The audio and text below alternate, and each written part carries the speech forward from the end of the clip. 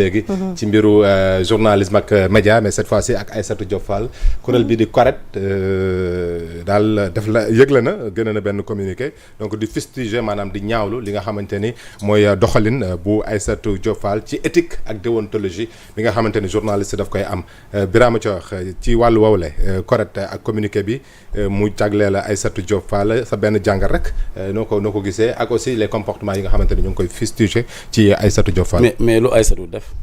dimbali ma rek ma xam indil cas bi parce que Aïssatou tel qu'on la connaît ak son style bu toogee aussi donc di wax ak style bi ñu ko xamee ñu ñëw ci communiqué bi alors lu mu def donc ci communiqué bi dañ ne le conseil pour observation des règles d'éthique et déontologie dans les médias CORED a suivi avec désolation une vidéo devenue virale d'une émission de la chaîne YouTube Public SN TV. Dans cette vidéo, Aïssatou Diop Fall, journaliste et responsable de ladite chaîne, avoue des pratiques aux antidopes et exigences éthiques et déontologiques de la profession. Le CORED condamne fermement les pratiques non recommandables d'Aïssatou Diop Fall qui ne sont pas acceptables ni de la part de la journaliste, encore moins de la responsable des médias. Ces pratiques pas du tout honorables jettent le discrédit sur la profession et au-delà des entreprises de presse et leurs acteurs de manière générale. Rappel à nouveau l'article 19 du Code de la presse qui dit: le journaliste et le technicien des médias ne doivent accepter aucun chantage ni aucune promesse qui pourrait limiter leur indépendance professionnelle ou l'expression de leur propre opinion. Donc loolu mooy en gros le contenu de la du CORED de conseil. autosaisir nañu. su ma déggee bu baax lecture communiqué bi ni Zeyna waxee dafa mel ni man nag suivre ma Aïssatou moo tax ma wax loolu.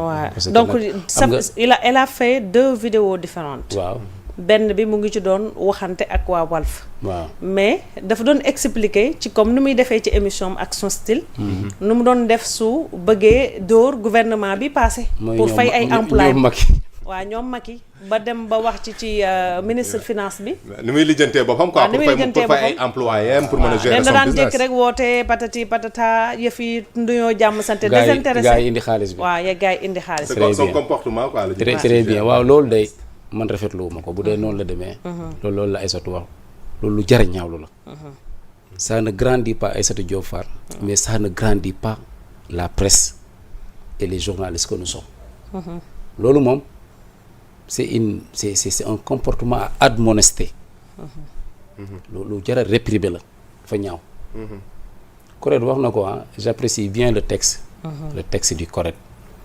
parce que nag Aïssatou ba jàng jotee dafa demoon jàngi. loolu nañ ko reconnaître jaar CESTI. le centre d'études des sciences et techniques de l'information. man mii fa laa jaar keneen ak keneen fa la jaar. te lii mu wax bu dee loolu la wax du liñ ko jàngal foofu. parce que dem nañ sax ba ne les cadeaux et gratifications journalistes waru ko jël. cadeaux et gratifications. mooy dem tournage ñu may la paas ak mooy lii ñuy woowee per diem. per diem. waaw dem nañ nag ba Sénégal léegi dañ ko institutionnaliser. institutionnaliser en tant que jeune journaliste da ngay dem sur le terrain. di xaar loolu. mais là sax ñooñu. eu égard à la précarité. n'est-ce pas dans le milieu de la presse. mën nañ am tuuti excuse parce que c'est de jeunes journalistes de rien du tout. ñoom la ñuy employer n'est-ce pas. comme des esclaves de la Rome antique dans les rédactions. amuñu dara lu dul loolu. mais magum jëm bi nga xam ne la presse a tout rendu. presse jox na ko lépp Aïssatou. nga toog di wax yu mel nii. à supposer que loolu amoon na. waroon na ko rus a wax. bu dee lii la wax waroon na ko rus a wax à supposer que loolu am na parce que du yoon. communiqué CORED bii nii moom laa àndal. mais dafay indiwaat l'éthique et la déontologie. waaw foofu laa bëgg a ñëw damay ñëw ci éthique et déontologie parce que mënu ko weesu. te éthique et déontologie nit ñaa ngi koy wax mais foog ñu xam lan mooy éthique lan mooy déontologie. rapidement nga placé quelque non bii nag dama bëgg a taxaw tuuti ci bii nii. parce que ça c'est le journaliste qui parle. waaw dama bëgg a taxaw tuuti ci bii. bien sûr parce que dañ ko jàngal éthique.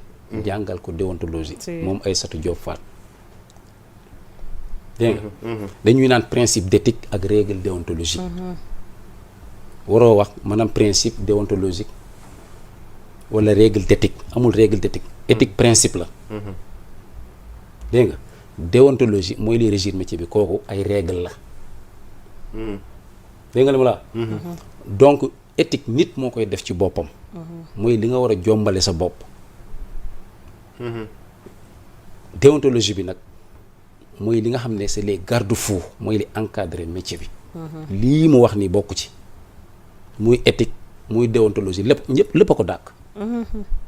loolu nañ ci bàyyi xel te loolu jàngalewu fu dara lu baax léegi nag fi may conclure mooy su fekkee ne Aïssatou Diop Fall di doon jéem a vilipender nguur gi fi nekkoon na xam ne desservir na boppam ci nguur gi fi nekk parce que lii man nit du comporté woon ni man ma nekk ci nguur gi jëla jox confiance. ça veut dire que bu ko sekkee ak ñii tamit bu ñuy demee mu vilipender leen donc nit ñi j'appelle commencé ko ci man ñi nga xam ne ñoom ñooy wax ci écran bi ñu leen di déglu di leen di seetaan a beaucoup plus de retenue ci li ñuy wax. ñii def nañ seen temps la perfection n'est pas de ce monde muy Macky Sall ak ñi mu àndaloon am na lu ñu def ci lu baax am na lu ñu matalewul ñii ñëw ak confiance bu ñu mënte am ci ñoom muy Sonko ak Diomaye dina am lu ñu fi def ci lu baax dina am loo xam ne duñ ko matale. ainsi va la vie mais je ne vois pas du tout pertinent wala njëriñu aw ma du ma doon fayee gars yi nii laa doon dóoree lii laa doon loolu moom. du lu koy grandir lu koy neewal la lu koy. mais si tu permets parce que nous avons la réplique nous avons la réponse de Aïssatou Diop Fall. parce que bi ma koy wax sànq jotuma ko woon Zeyna. mais je pense que c'est important aussi tamit ñu am la réaction tuuti su fekkee mën nga ko afficher. voilà nga commenté waa Birama donc réponse boo Aïssatou Diop Fall moo nekk noonu. bëri na de bu dee lii rek voilà dinañ ko tënk. xaw ma mais waroon ngeen ma jox réponse am ndax ñu mun ko équilibrer aussi. voilà ci côté boobu laa wax donc mu ne que lire ci tout rek benn extrait bu ko defee nga comprendre le correct dit qu'il est un tribunal où un journaliste est jugé par ses pairs. Or même les plus grands criminels du monde sont entendus, ont droit à un avocat parce qu'ils ont le droit de se défendre tout court. Le correct est composé de journalistes. Notre métier nous oblige à vérifier et recouper toute information avant diffusion. Donc avant toute prise de décision, le correct a choisi la facilité en se contentant d'un petit extrait sur presque 2 heures d'émission en direct. Manifestement, le CORED a condamné Mme Aïssatou Diop Fall sans lui donner l'occasion de se défendre.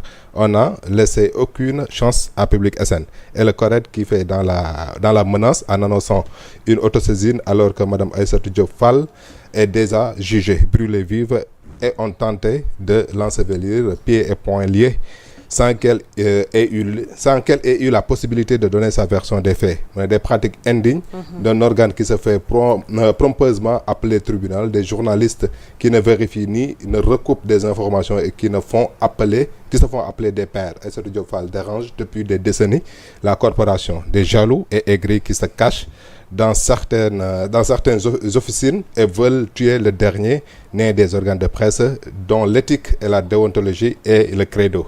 Le professionnalisme de Mme Aïssatou Diop Fall et de ses collaborateurs qui l'accompagnent dans cette exaltante mission autour du groupe Prodaf, éditeur du site Public SN et le journal Le Public de Public Radio et de sa chaîne de télévision Public TV ne souffre d'aucune contestation, n'en déplaise à certains. Donc ça, c'est signé la direction générale donc du groupe Prod ADF. Donc mu mel ni que c'est la réplique.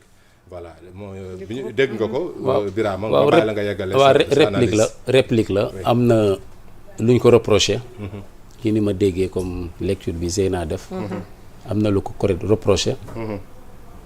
te ma ne su fekkee ne moom moo wax loolu xam nga nee naa man suivre ma ko. ànduma ak moom. damay ànd ak le communiqué. du correct loolu c'est des pratiques à admonester. ëpp na ci journaliste ngay def lu dëppoo ak les principes d'éthique les règles déontologiques. ba pare toog di ko wax. loolu moom du leçon bu baax boo xam ne muy moom ko muy keneen nit war na ko def rek ba jàpp ne jàngale nga ko en journalisme. léegi nag sa réplique xaw ma ndax intégralité communiqué bi nga lire wala ay extrait nga jël wone na ne nag Public SN wala boo groupe bi tout simplement lu mu def nag mu ngi respecter les principes d'éthique et les règles déontologiques yi ma doon wax. léegi nag quoi qu'il en soit elle est dans son rôle. Elle se défend. Mais nag na xam ne correct du moom rek la fi nekkal de. moom li muy ñaawlu mooy correct dañ ko waroon saisir moom demander ko ay explication. Pas que ñu focaliser wu ci benn extrait benn émission de 2 heures de temps. Et puis elle a parlé aussi de convention. ak partenariat yi nga xamante ni médias yi aussi dañu koy am.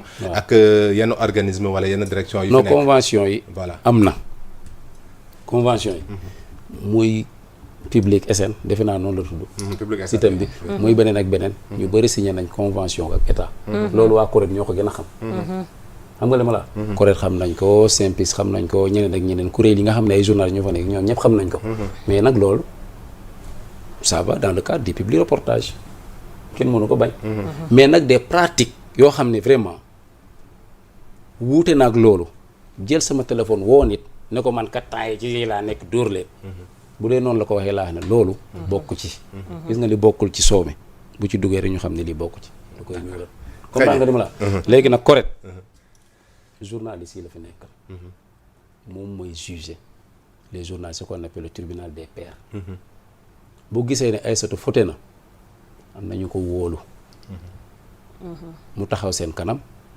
ñu leeral mbir moomu bu ñuy jël ay sanctions ñu jël ko fësal ko ba ñëpp xam ne parce que nag c'est pas la première fois man gis naa fi ay sites d'information yoo xam ne fauté nañ aux yeux du CORED ils ont été condamnés ba bi aide à la presse bi ñëwee dañ ko sentir carrément ne lii moo indi kii bi sanction bi moom moo indi lii nga xam ne moom lañ jot d'accord liñ doon jot ëpp na loolu noonu d'accord loolu daal maanaam lu ñuy pratiquer métier bi nañ ko bàyyi xel bu baax merci beaucoup Birama Thiam